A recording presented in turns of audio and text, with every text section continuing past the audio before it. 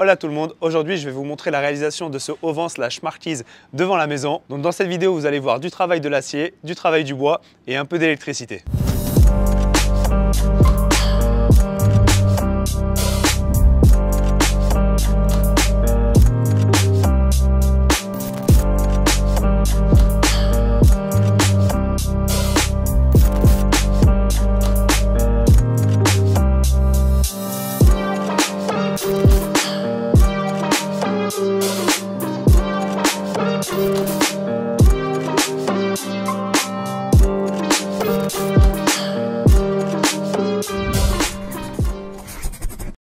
Évidemment, ce nouveau projet démarre à tout faire. J'aurais passé la commande par téléphone. La commande est juste là. Allez, c'est parti, on charge tout ça dans la benne. Ça y est, j'ai rentré tout l'acier ici dans l'atelier. On va commencer par faire des coupes à 45 partout. Donc là, on a 7 morceaux à 90 cm. 90 cm, ça va être la profondeur du auvent. On va couper ici 4 morceaux à 120 cm. Ça va être la largeur du auvent. On aura 4 morceaux qu'on va couper à 2,35 m. Ça va être la hauteur du auvent. Ici, j'ai une dernière cornière où je vais couper des bouts de 20 cm, je pense. Ça va être pour gérer l'épaisseur du auvent. Donc là, c'est parti. Je coupe d'abord un angle à 45 partout. Ensuite, je retourne ma pièce. Je me mets un bloqueur pour couper ensuite les 7 parfaitement à la même longueur. Au passage, j'adore ces nouveaux gants. C'est les iFlex de chez Ancel. Ça, c'est le modèle 11840 exactement, en taille 9 pour ma part. Ils épousent vraiment la forme des doigts. On garde une super dextérité. On peut tenir des vis avec. On peut même se balader sur le téléphone. Ils sont tactiles. Ils ont plein de gants différents pour différentes applications. Ça peut être pour travailler avec des produits chimiques. Ça peut être pour avoir des gants antistatiques, ce genre de choses. Moi, pour tout ce qui est bricolage, DIY, travail de l'acier, je recommande vraiment les 11840. Je vous mettrai un lien en description.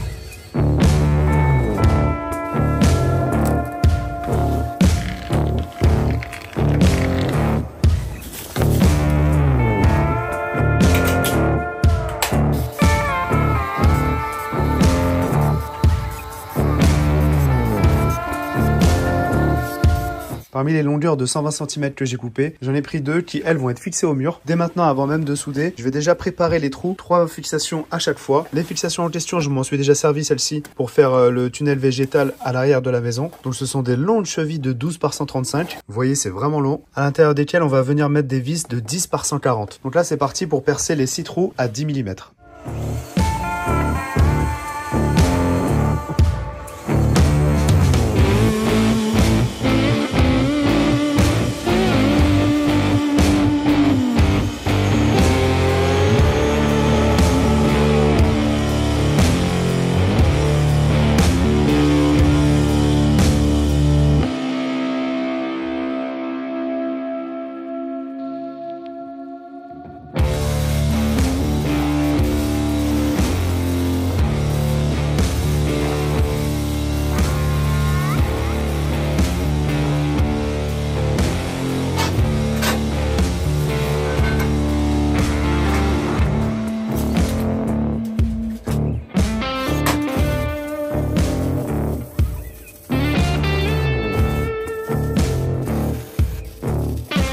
Pia vient de m'envoyer des nouveaux accessoires ici super pratiques, comme ici cette pincetto sur une longue tige, et au moins ça permet de s'adapter à la taille de la pièce. On n'a pas spécialement besoin de toucher le réglage derrière. Dans tous les cas, ça va s'adapter, même si d'un seul coup il va falloir serrer quelque chose de plus haut.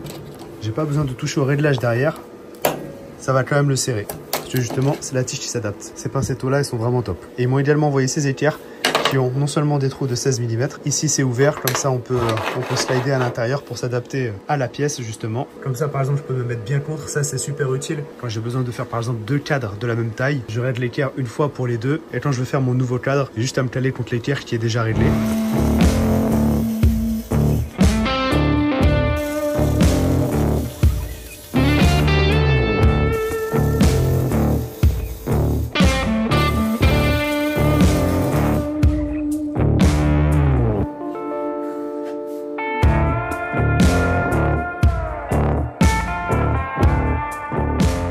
La marque Isvis vient de m'envoyer leur nouvelle caméra, il s'agit de la H9C. Donc pour cette caméra, ils appellent ça la Dual 2K parce qu'en fait on a deux caméras 2K. On a celle-ci qui est en grand angle avec ici des lumières infrarouges. Ensuite on a celle-ci qui fait le pan et le tilt. Donc voici la bête, c'est vraiment un bel objet. Donc le pan, c'est le fait de pouvoir tourner de droite à gauche et le tilt, c'est pour l'inclinaison de haut en bas. On va enlever ça tout de suite.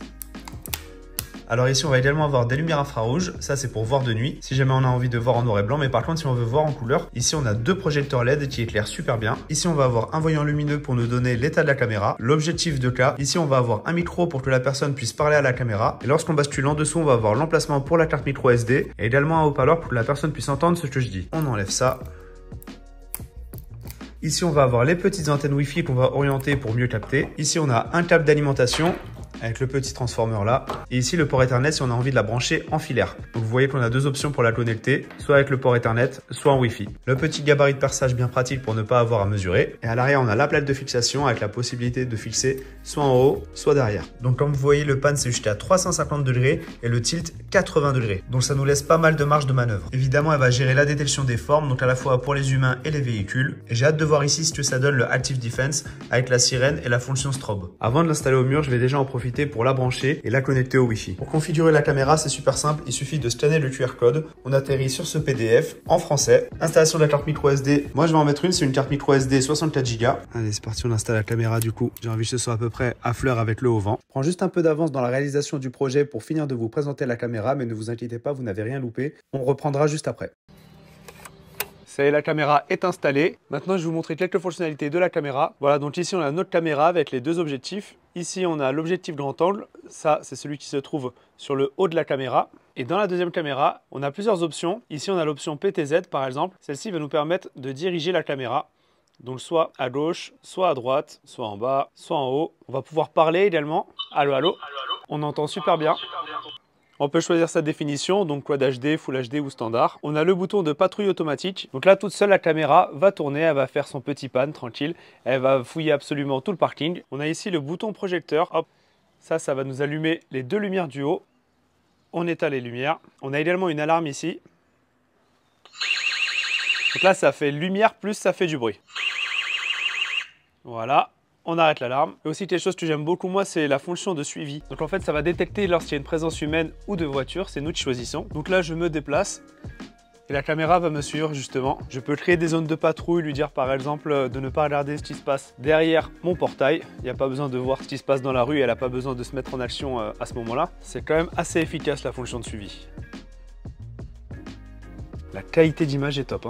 La qualité de la caméra est assez bluffante. Regardez, on arrive à deviner la marque du trépied Manfrotto. Et pourtant, c'est écrit super petit. Cette caméra, c'est vraiment l'accessoire parfait pour surveiller l'entrée de sa maison. Si vous voulez en savoir plus, cliquez sur le lien en description. En ce moment, il y a des tonnes de promotions pour le Black Friday. Voilà notre haut vent actuel. Et là, par exemple, le soleil est bien sur la porte, alors qu'il est 15h30. Donc ça veut dire que là, toute l'après-midi, on va avoir le soleil qui va taper sur la porte. Et quand on touche, la porte est brûlante. Et pourtant, on est un 1er novembre et il fait très très chaud là. Donc je pense qu'avec ce haut vent, ça va permettre de mettre la porte à l'ombre au moins jusqu'à 16-17 heures. Et après, il y aura vraiment qu'en fin de journée que le soleil va passer de l'autre côté. Le soleil sera moins intense à ce moment-là. Là, le but, ça va être de masquer la gouttière, cacher cette partie-là du parking qui est un peu disgracieuse. La gouttière, elle fait 8 cm de large. Voilà, donc j'ai décidé de partir sur un haut vent d'une largeur de 18 cm. Je pense que ce sera l'épaisseur parfaite, ni trop fin, ni trop épais. Ça y est, j'ai terminé de faire mes deux cadres qui font 1,20 m par 90 cm. Maintenant, on va prendre cette cornière-là et je vais couper 8 morceaux de 10 cm. Sachant que ça, c'est de la cornière de 40 par 40. Ça me fait 4 cm, ensuite 10 cm de morceaux et re-4, ça veut dire 18 cm d'épaisseur pour le haut vent.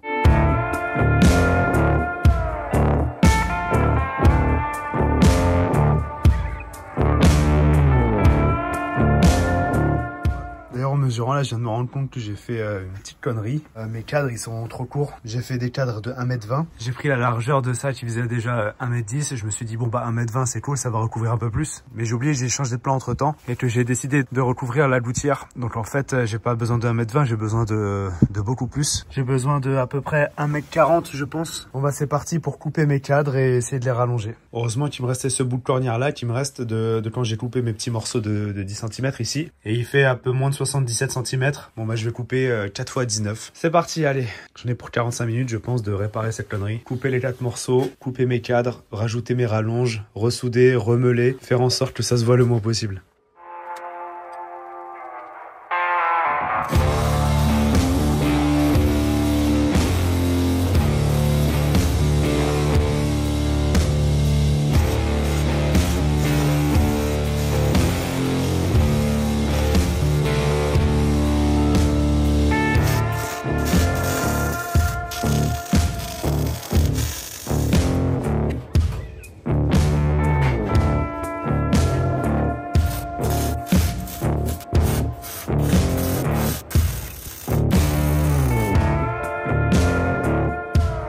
Ça y est, maintenant que le cadre du haut est terminé avec mes rallonges qui sont là, et on les voit ici les rallonges, il est temps de s'occuper maintenant du grand cadre.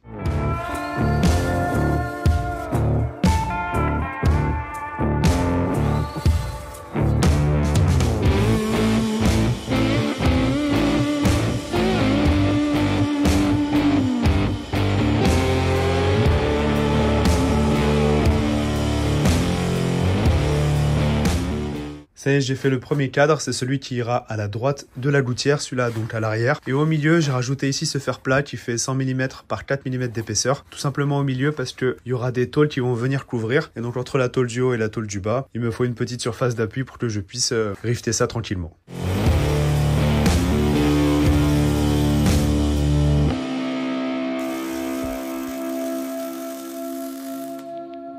Maintenant, je vais démonter la gouttière parce que là, il risque de me gêner. J'ai un fer, moi, qui passe derrière. Et pareil, je vais avoir un autre fer qui passe là-haut. Donc pour ça, il faut enlever les petites vis qu'il y a ici.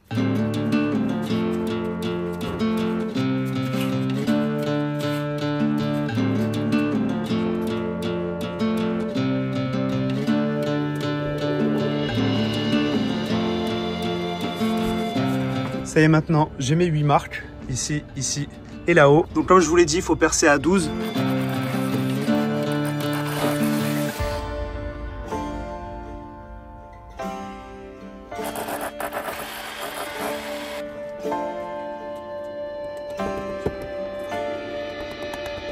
Avant d'installer, il est temps de peindre maintenant. Donc pour ça, comme d'habitude, on dégraisse l'acier avant. Et ensuite, dessus, on va mettre cette peinture-là. La Luxens peinture fer anti-rouille. RAL 7016, comme les gouttières, comme la porte, comme les volets. Et même si on va pas tout voir, au moins, je suis sûr qu'il n'y aura pas des coulées de rouille.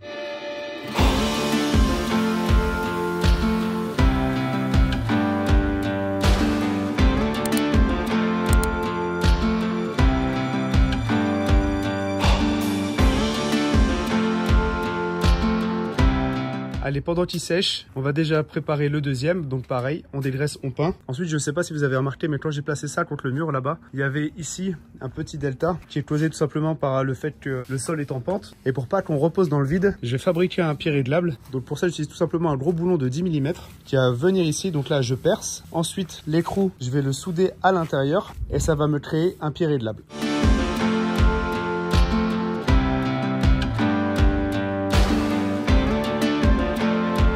Ça y est, j'ai percé. J'ai dû passer un petit coup de disque à lamelle ici pour récupérer un peu de l'acier brut pour avoir une bonne mise à la terre. Je vais faire ça avec le fil fourré par side, ça suffira largement. Encore un truc auquel j'aurais dû réfléchir avant de peindre.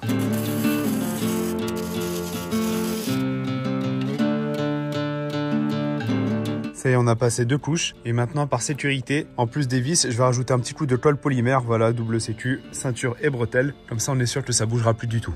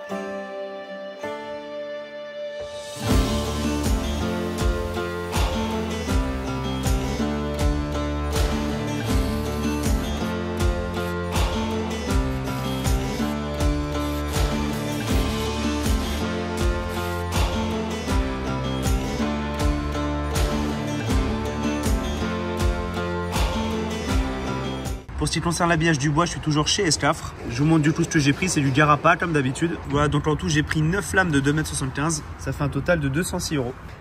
Ça y est, le Garapa est chargé, bien arrimé. On peut aller à la maison avec ça. Maintenant, on va couper 25 morceaux de 88 cm de Garapa. Le petit stopper est en place, c'est parti.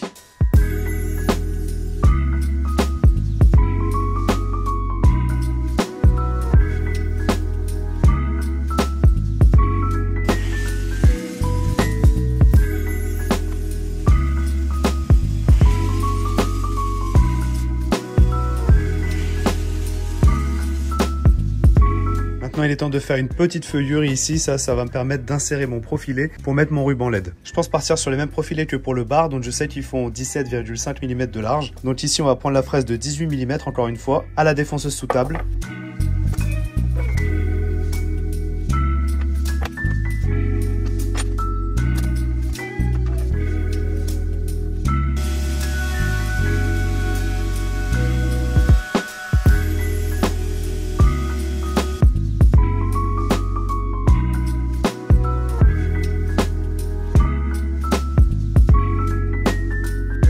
Une fois que j'ai terminé de faire ici toutes mes feuillures de 15 mm exactement, hop, pour un profilet de 14,5 c'est parfait. Avec le diffuseur on arrivera à fleur. Maintenant je vais traiter ça tout simplement avec un peu d'huile de lin, ça va raviver les couleurs et vous allez voir ça fait super joli.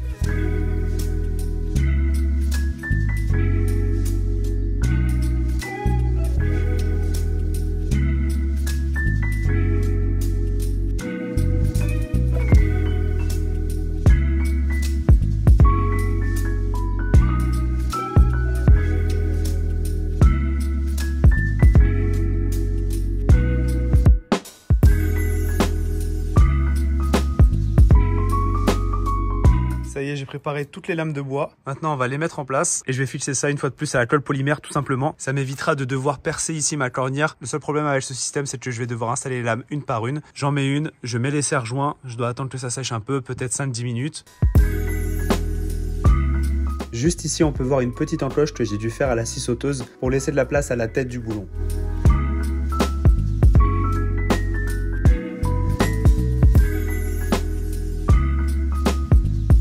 Voici les deux espaceurs que je me suis fabriqués. Du coup, c'est une chute de Garapa. 2 mm d'épaisseur. Je peux pas vous dire que ça ne bougera jamais et ça ne se touchera jamais. C'est un pari que je prends parce qu'on a trouvé que c'était l'écart idéal. On n'a vraiment pas envie d'avoir un trop gros trou. Surtout qu'ensuite, il y aura le profilet qui sera continu. Donc, ça va faire moche. Un profilet continu sur des lames trop espacées. Pour ça qu'on prend le pari de partir sur 2 mm.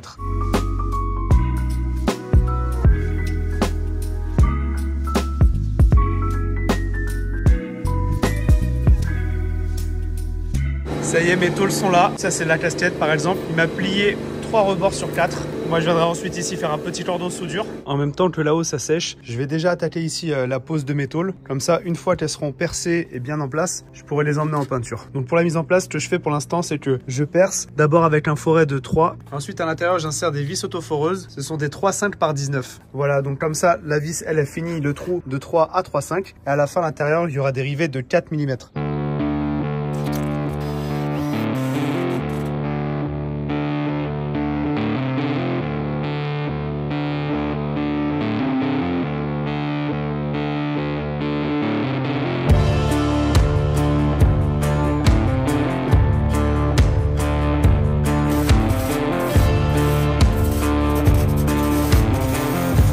Ça y est, maintenant j'ai amené toutes les tôles chez le peintre. Donc la première étape, ça va être le sablage. Les premières tôles sont prêtes à sabler. Regardez-moi ça. Bon, donc ça y est, les plaques sont parties en peinture. Moi, en attendant, je suis toujours en train de rajouter mes petites lames de bois une par une. Et là, je viens de recevoir l'éclairage de chez Byled encore une fois. Donc cette fois-ci, c'est un long carton parce qu'à l'intérieur, on m'a mis un profilet avec son diffuseur de 3 mètres de long. Moi, j'aurais besoin ici de 2,35 m, 2,40 m.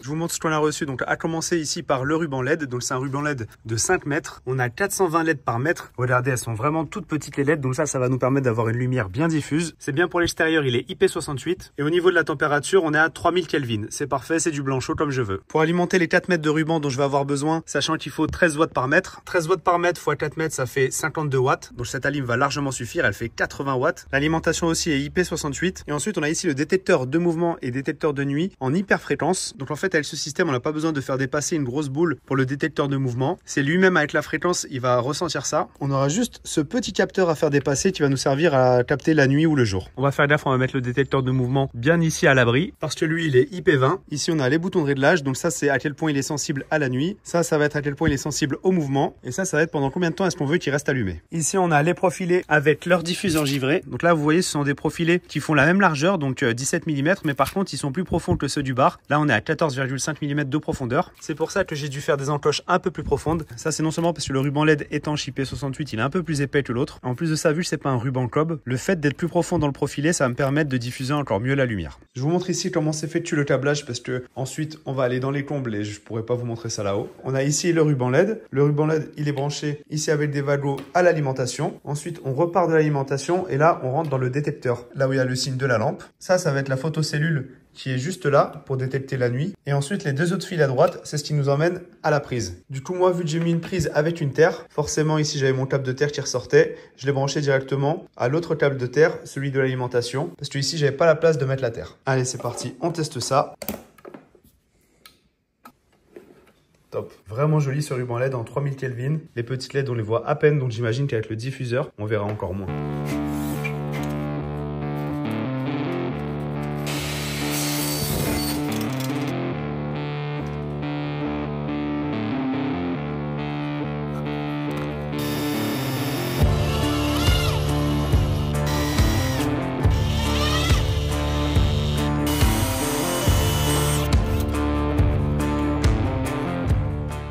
Bon, fait chier, je sais pas d'où ça vient, je sais pas si ça vient de la colle ou quoi, mais ça se décolle, ça tient pas, même si je laisse plusieurs heures, je laisse au moins 3 heures à chaque fois sous serre-joint, et ensuite quand je reviens, ça prend pas. Donc je vais devoir faire ce que je voulais pas, c'est-à-dire percer et mettre au moins une vis à chaque fois. Je vais essayer de percer pile au milieu, fraiser le trou et ensuite mettre une toute petite vis, et je vais peindre ça, hein. De toute façon, je devais repasser un coup de peinture, donc bon, tant pis. On va quand même essayer de faire ça le plus discrètement possible. Pour essayer de faire les trous les plus jolis possibles, déjà je vais les espacer parfaitement. Donc là je me suis mis le mètre d'en haut jusqu'en bas. Le premier trou va arriver au milieu de la lame, donc à 7,25. Et ensuite à chaque fois je vais incrémenter 14,7. Pourquoi? Parce que la lame a fait 14,5 plus les 2 mm de jour. Donc 7,25 plus 14,7 plus 14,7 plus 14,7, etc. En plus de ça, madame a peur qu'avec le temps cette colle s'enlève et qu'on se retrouve avec des lames qui tombent.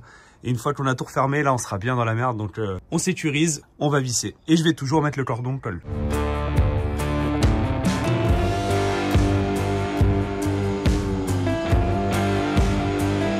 Ça fait maintenant que j'ai fait mes repérages pour avoir mes espaces entre chaque trou. Je vais prendre l'écart à combinaison, je me suis calé à 10 mm. Ce sera beaucoup plus propre que de faire ça à l'œil. Je perce à 3,5 parce qu'à l'intérieur, je vais mettre ces vis là. Donc ça, ce sont des vis inox et donc ce sont des têtes fraisées. Donc il va falloir fraiser le trou. Donc pour ça, je me suis pris une grosse fraise ici. À la base, j'étais parti sur cette fraise là, mais finalement, c'était pas assez large. Avec ça, ça va un peu mieux. Donc j'essaye de faire disparaître comme je peux les têtes de vis. Et ensuite, on remettra un coup de peinture de toute façon.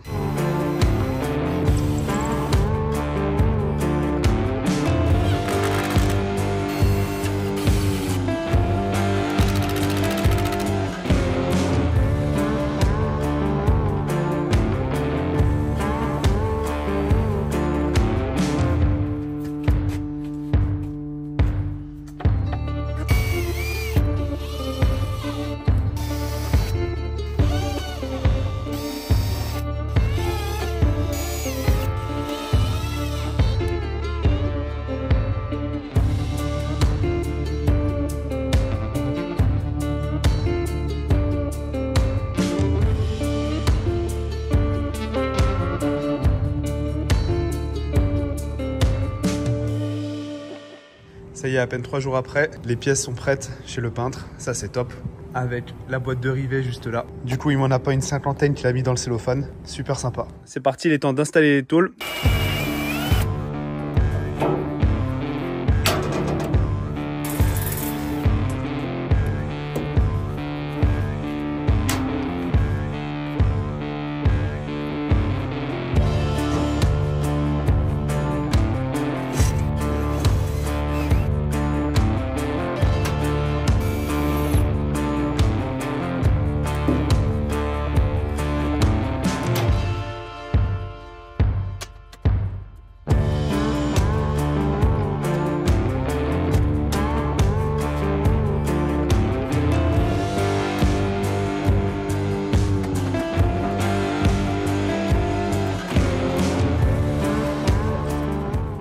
faire l'étanchéité entre le haut-vent et ma descente. Je vais mettre ça, c'est une bande d'étanchéité pour la réparation rapide de toiture, pour faire l'étanchéité entre la descente et ma petite casquette. Et du coup, je l'ai pris en couleur grise. Ça, en l'occurrence, ça fait 3 mètres et ça coûte 12,50 €. J'ai pas besoin de 3 mètres, mais bon, il n'y a pas moins. Ça y est, maintenant que tout est installé, il va être temps de faire l'étanchéité. Donc d'abord autour de la descente de gouttière. Ensuite, on va prendre ce mastic là, spécial pour extérieur, également en anthracite, pour faire l'étanchéité entre la casquette et le mur de la maison. Donc sachant que le point haut est là et le point bas est là, je vais faire ça en 4 morceaux de scotch, je pense. Je vais mettre un premier morceau ici, ensuite un deuxième morceau ici qui prendra en sandwich celui-là, le troisième morceau qui prendra également en sandwich celui-là, et enfin le quatrième morceau qui sera de ce côté-là et qui prendra les 2 autres en sandwich. Comme ça, l'eau s'écoulera bien toujours dans le même sens. Ça, c'est la théorie, on va voir si j'y arrive.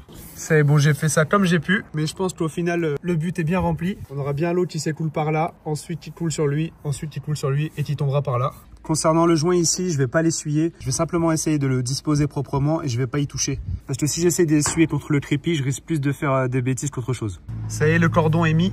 Et en plus de ça, ce qui est cool, c'est que regardez, quand je mets le niveau, on voit que la bulle est à gauche. C'est-à-dire qu'il y a une pente vers l'extérieur de la maison. Ça, c'est parfait comme ça. Ici, tout ça, c'est protégé par l'avant-toit. Et ce qui tombera ici aura tendance naturellement à aller vers l'extérieur. Et en plus de ça, si on met le niveau dans ce sens-là, on voit que la bulle est à droite, donc la pente est bien de l'autre côté vers le fond. Voilà, là vous avez l'exemple parfait du besoin que j'avais. Comme vous voyez ici, la baie vitrée est bien au soleil. Et là, ça aurait été également le cas sur la porte s'il n'y avait pas le haut vent. Et donc là, on voit bien l'ombre que crée le haut vent et c'est exactement ce qu'il me fallait.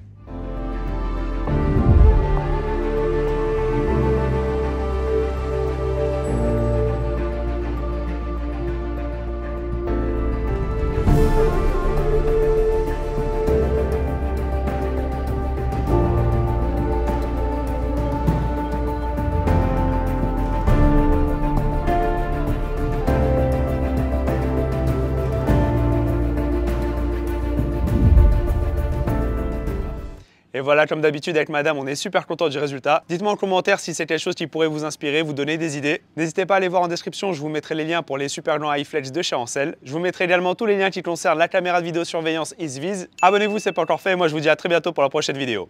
Ciao!